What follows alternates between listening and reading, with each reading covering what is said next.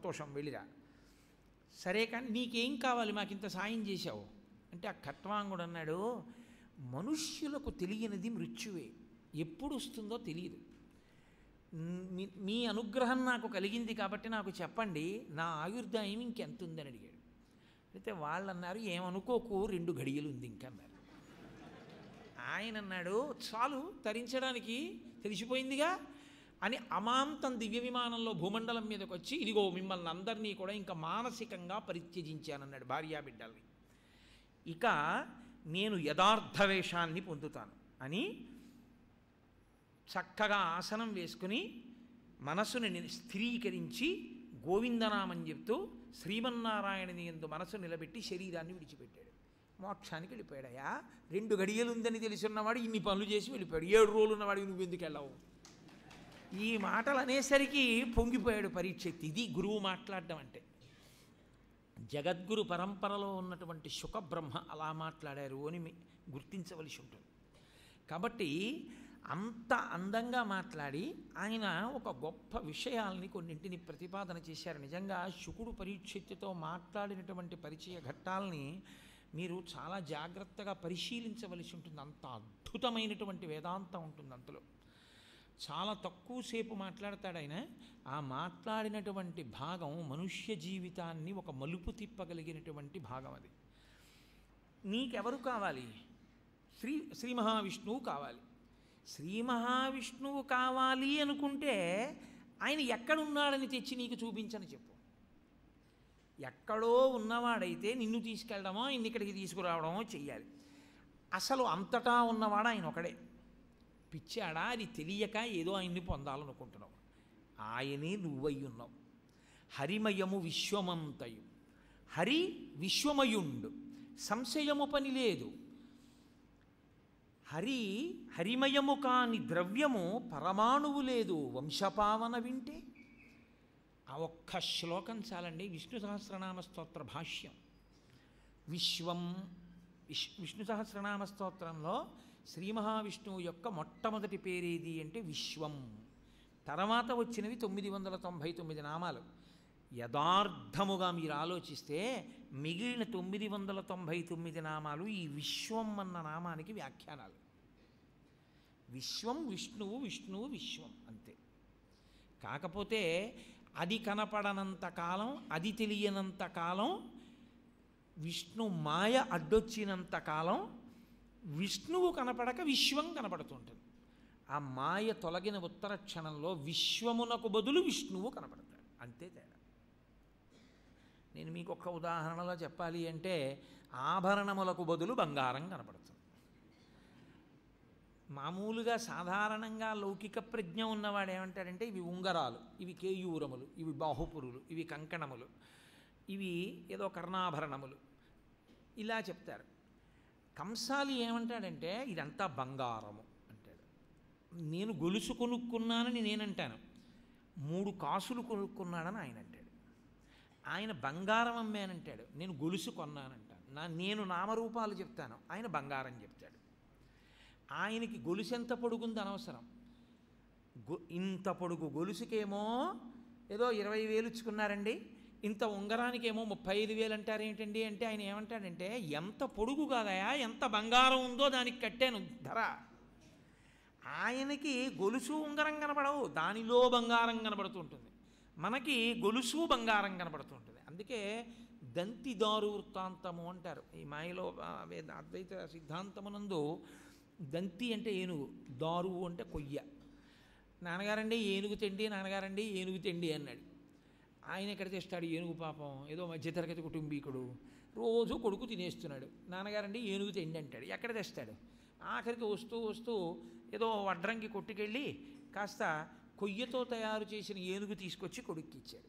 కొడుకు వెంటనే దాన్ని చూసుకుని నాన్నగారండి ఏనుగు ఎంత బాగుందో నాన్నగారండి ఏనుగు దంతాలు నాన్నగారండి ఏనుగు తొండను నాన్నగారండి, ఏనుగు కాళ్ళు నాన్నగారండి అని పొంగిపోతున్నాడు. తండ్రి నవ్వి అన్నాడు, అది కొయ్యరా అన్నాడు. అంటే కొడుకు అన్నాడు, కాదండి అది ఏనుగండి అన్నాడు. ఏనుగు నిజమా, కొయ్య నిజమా? కొయ్య నిజం. నామము రూపము ఒకటి ఉంటే ఒకటి ఉంటుంది, అదే మాయా అన్న మాట కదా. మాయా అంటే నామరూపములేనండి నిర్వచనం. నామము అంటే రూపం ఉంటుంది, రూపము నామం ఉంటుంది. కుండ అని నేను అన్నాను అనుకోండి, పటకార కనపడుతుందా మీకు? కుండ అన్న నామం నేను చెప్తే మీకు కుండ రూపం కనపడుతుంది. నేను రూపం చెప్పాను అనుకోండి, మీకు నామం కనపడుతుంది. నేను ఏమంటే పాలు వేడిగా ఉన్నప్పుడు దింపుతాను చూసారా, చేత్తో పట్టుకుని, దాన్ని ఏమంటారు చెప్పలేదు మీరు? నేను రూపం చెప్పాను, మీరు నామం చెప్పారు. నామం చెప్తే రూపం వస్తుంది, రూపం చెప్తే నామం వస్తుంది. కాబట్టి ఇవి రెండు ఒకదాంతో ఒకటి పట్టుకుని ఉంటాయి, కానీ నిజానికి అది పటకార కాదు, ఇనుము యొక్క వికారం కాదు, కానీ మనం పటకార అంటాం అంతే. ఇన్ని రూపం చెప్తే నామం వస్తుంది, నామం చెప్తే రూపం వస్తుంది. ఇది మాయ. ఈ రెండిటిని మాయని తొలగించగలిగితే అదే విష్ణువు. బంగారాన్ని చూడడం, కొయ్య చూడడం. కానీ ఇది నేను నోటితో చెప్పినంత తేలిక మాత్రం కాదు. ఆ అనుభవమునందు నిలబడగలిగినటువంటి ప్రజ్ఞకి ఎదగడాన్ని జ్ఞానావిర్భావము అంటారు. నోటితో ప్రసంగం చేయడం చాలా తేలిక, నిజంగా స్థాయి యందు నిలబడడం అది మనుష్య జీవితం యొక్క చిట్ట చివరి ప్రయోజనం. కాబట్టి కర్మలు చేస్తూ వెడుతున్నావు. నేను మీకు ఎప్పుడో ఒకరోజు ప్రసంగంలో మనవి చేశాను, కర్మల యందు రెండు ఉంటాయి, నిషిద్ధ కర్మ, విహిత కర్మ అని. విహిత కర్మ చెయ్యాలి, నిషిద్ధ కర్మ చెయ్యకుండా ఉండాలి. ఇప్పుడు విహిత కర్మాచరణమును చేస్తూ వెడుతూ దీనివల్ల నాకు పుణ్యం కలగాలి అని మీరు అనుకున్నారనుకోండి, ఈశ్వరుడికి అభ్యంతరమే ఉండదు. దాన్ని పుణ్యంగా మీ ఖాతాలో వేస్తాడు. వెయ్యడంలో చిత్రం ఏమిటో తెలుసా అండి? ఆయన వేశాడన్న మాట కూడా కొంత దోషభూయిష్టమే. ఎందుకనంటే పుణ్యం పుణ్యం పుణ్యం మూట కట్టాలి, పుణ్యం మూట కట్టాలి, పుణ్యం మూట కట్టాలన్న భావనతో ఉండిపోయినంత కాలం దానికి ఒక క్రీనీడ బయలుదేరుతుంది. దీని అనుభవం ఒకటి నాకు ఉండాలి అన్న కోరికోటి ఉంటుంది. ఇప్పుడు ఇది చేశాను కదా, దీనికో ఫలితం రావాలి కదా, పుణ్యానికి ఫలితం, ఇది నేను అనుభవించాలి కదా అని. అప్పుడు ఈశ్వరుడు ఏం చేస్తాడంటే, అలాగే నువ్వు అనుభవిద్దు కానివిరా, దానికి ఏం అభ్యంతరం, మంచి పని చేసావు, ఫలితం అడుగుతున్నావు, అలాగే నీకు ఇస్తాను అంటాడు. ఇప్పుడు దీన్ని తీసుకెళ్ళి మీకు మళ్ళీ ఫలితం ఇవ్వడానికి యోగ్యమైన రీతిలో అక్కడ పెడతారు. ఏమవుతుంది? కొన్నాళ్ళు పోయిన తర్వాత దాన్ని అనుభవించడానికి యోగ్యమైనటువంటి శరీరాన్ని పొందుతారు. మహారాజు గారికి కొడుకు అయ్యాడు, అయితే ఓ చక్రవర్తి అయ్యాడు, ఓ రాష్ట్రపతి అయ్యాడు, ఒక పెద్ద ప్రధానమంత్రి అయ్యాడు, మహాకీర్తి గడించినటువంటి వ్యక్తి అయ్యాడు. ఏమవుతోంది ఇప్పుడు? మీరు గత జన్మలో చేసుకున్న పుణ్యం మీకు గుర్తులేదు, కానీ అది తరిగిపోవడం మాత్రం ప్రారంభమైపోతుంది. ఏదో ఒక స్థితికి వచ్చేటప్పటికి మళ్ళీ సున్న అయిపోతుంది, మళ్ళీ మొదలు, మళ్ళీ మొట్టమొదటికి వచ్చి మళ్ళీ ప్రారంభం చేసుకుంటూ వెళ్ళాలి. కర్మ చెయ్యడంలో మెళకువ అని ఒకటి ఉంటుంది. కర్మ దీని కొరకు చెయ్యవలసి ఉంటుంది అంటే చిత్తశుద్ధి కొరకు కర్మాచరణము, యథార్థస్వరూపము భాషించుట కొరకు మాత్రమే చెయ్యవలసి ఉంటుంది. ఇక్కడ పొరపాటు పడతారయా, సంసారమునందుండడము దోషము కాదు పరీక్షిత్తు. సంసారమునందుండడము దోషమైతే సంసారమునకు భవ అని పేరు. భవ అంటే పుట్టుట చచ్చుట అని. పుట్టుట చచ్చుటకు కారణమేమి అంటే, పగలంతా ఏదో నా కొడుకు, నా కూతురు, నా భార్య, నా బిడ్డలు, నా అల్లుడు, నా కోడలు, నేను సంపాదించాలి, నేను సంపాదించి దాచాలి తిరుగుతాడు. చీకటి పడ్డాక విశ్రాంతి తీసుకుంటాడు. మరి ఇంక ఇప్పుడు ఈశ్వర చింతన ఏది? కాబట్టి ఏమవుతాడంటే మళ్ళీ ఈ శరీరం కాలిపోతుంది, మళ్ళీ ఇంకో శరీరాన్ని పొందుతాడు. దారుణాతి దారుణమైనటువంటి స్థితి ఎప్పుడు కలుగుతుంది అని అడిగారు. దీన్ని చూపించి ఇది నేను, ఇది నేను అంటాడు. నా మాటలు కాదు, శుకుడి మాటలుగా నేను మీకు మనవి చేసేది. ఇలా చూపించి ఇది నేనంటాడు.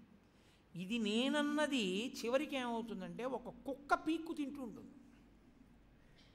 ఎందుకంటే నేను ఒక్కొక్క సందర్భంలో మీకు ఇప్పుడు దాన్ని మనవి చేయడం కూడా కొంచెం బాధాకరంగా ఉంటుంది.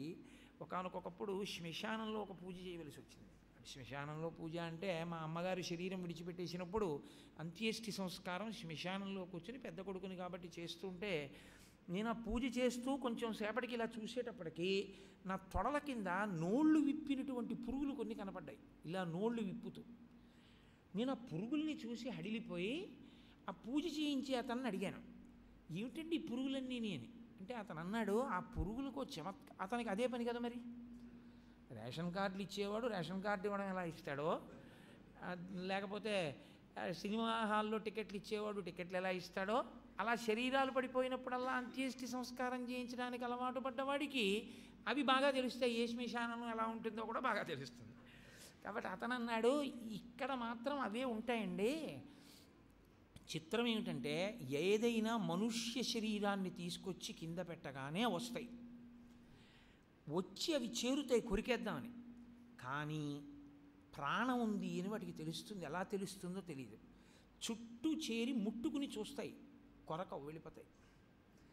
అదే పీనుగుని కానీ కిందకి దింపితే అరగంట అయ్యేటప్పటికి ముక్కల కింద కొరికేస్తాయండి అన్నాడు.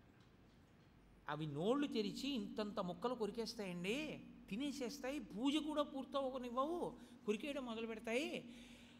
వాటికి ఆ లక్షణం ఉంటుందన్నాడు. కాబట్టి నేనన్న ఈ శరీరాన్ని ముక్కల కింద కొరికేస్తాయి. చంద్రశేఖర భారతి ప్రాతస్మరణీయులు, మహాపురుషుడు. ఆయన కాలభైరవ స్వామి దేవాలయంలో నిలబడి శృంగేరిలో అర్ధరాత్రి వేళ పరమ వైరాగ్య సంపన్నుడై శరీరాన్ని కొడుతుండేవారు. ఆయన ఇది పడిపోతే కుక్కలు పీకుతాయిరా అన్నారు రోజున శిష్యులతో అని చెప్పి ఆయన ఉన్మత్త స్థితిలో స్తోత్రం చేస్తూ ఉండేవారు. దాన్ని శిష్యులు రాస్తే తర్వాత వినేవారు. ఆయన అటువంటి మహాపురుషులు అధివసించిన పీఠం అది. ఆయన చెప్తూ ఉంటే దూరం నుంచి ఒక కుక్క పీనుగుని ఈడ్చుకుపోతోంది.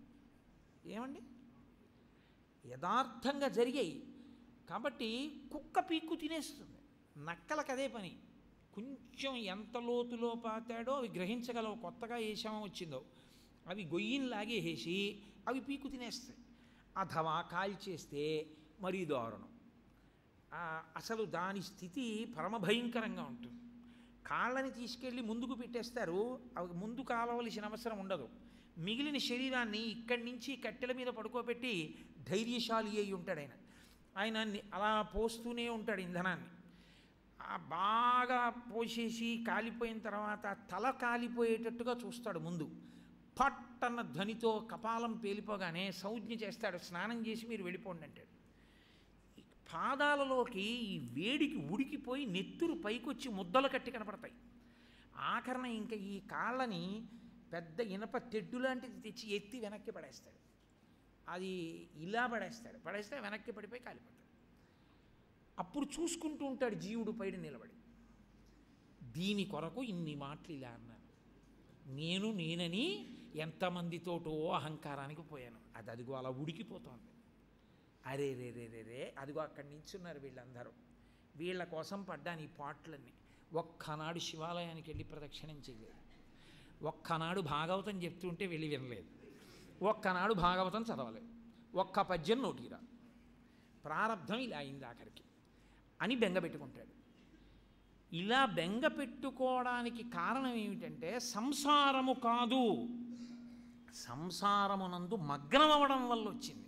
సంసారమును తప్పు పట్టవద్దు. ఎందుకంటే సంసారము తప్పైతే అసలు గృహస్థాశ్రమంలోకి ప్రవేశపెట్టరు. అది తప్పయా నిషిద్ధకర్మ అంటారు. అందులో తీపి ఉన్నది, అమృతము సంసారమునందున్నది. మీరు ఒక్కటే గుర్తుపెట్టుకోవాలి, పండు ఎక్కడుంది అని నన్ను అడిగారు అనుకోండి, పిందెలోనే ఉన్నది. పిందెయే పండు అవ్వాలి.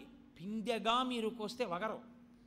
పిందె కాయ అయితే పులుపు, కాయ పండిపోతే మధురం, రంగు మారిపోతుంది. అప్పటి వరకు తొడివిని పట్టుకుంటుంది, పండు అయ్యాక తొడివిని వదిలేస్తుంది, తనంత తాను వదిలిపెడుతుంది.